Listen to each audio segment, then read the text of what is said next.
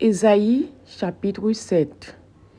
Et il arriva dans les jours d'Acha, fils de Jotam, fils d'Ozias, roi de Juda, que Rédzin, roi de Syrie, et Péka, fils de Remalia, roi d'Israël, montèrent à Jérusalem pour lui faire la guerre, mais ils ne purent pas l'assiéger. Et on rapporta à la maison de David, disant, la Syrie est venue prêter appui à Éphraïm, et son cœur fut agité, et le cœur de son peuple, comme les arbres de la forêt, sont agités devant le vent. Et l'Éternel dit à Ésaïe, sors à la rencontre d'Acha, toi et Shizazu,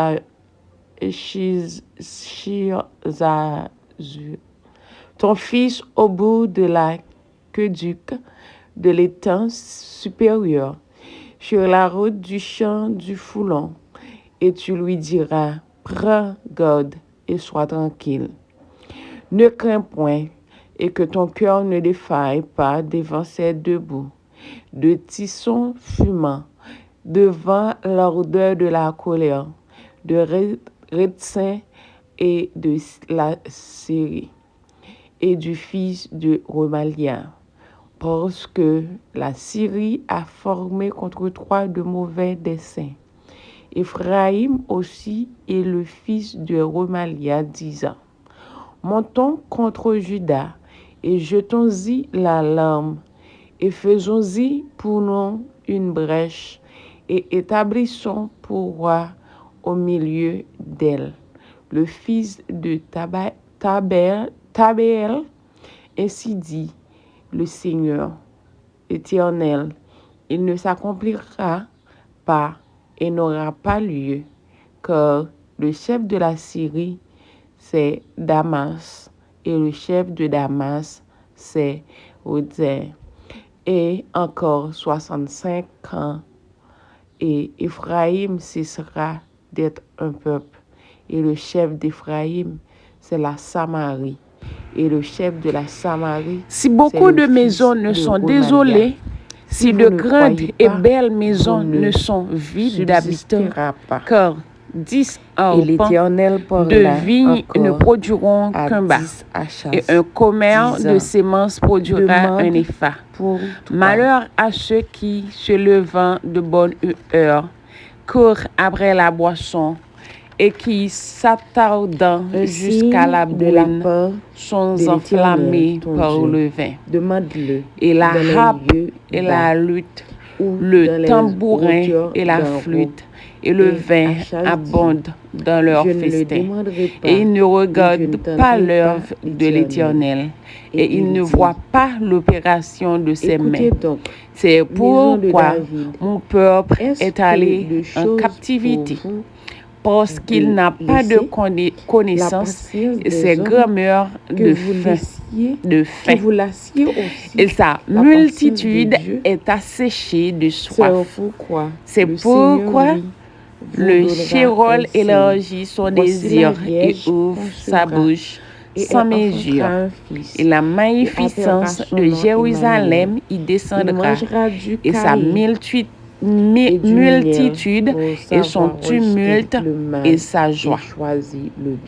Et l'homme du peuple se courbera, et le grand sera abaissé, et les yeux des hautains seront abaissés, et l'Éternel des armées sera élevé en jugement, et le Dieu saint sera sanctifié en justice, et les agneaux paîtront comme dans leur pâturage, et les étrangers dévoreront les lieux désolés des hommes gras.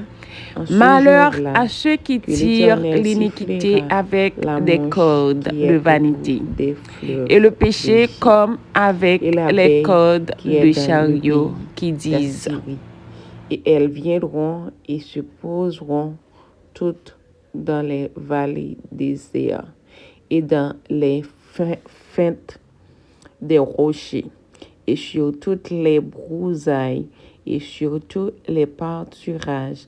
En ce jour-là, le Seigneur rasera avec un rasoir, prit la louage en delà du fleuve, avec le roi d'Assyrie, la tête et les poils des pieds, et il enlèvera aussi la barbe. Et il arrivera en ce jour-là qu'un homme nourrira une jeune vache et deux brebis. Et il arrivera que de l'abondance du lait qu'elles donneront, il mangera du caillé, car tous ceux qui seront de reste au milieu du pays mangeront du caillé et du miel. Et il arrivera en ce jour-là que tout le lieu où il y avait 1000 ceps de 1000 pièces d'argent sera abandonné aux ronces et aux épines. On y viendra avec des flèches et avec l'arc, car tout le pays sera ronces et épines.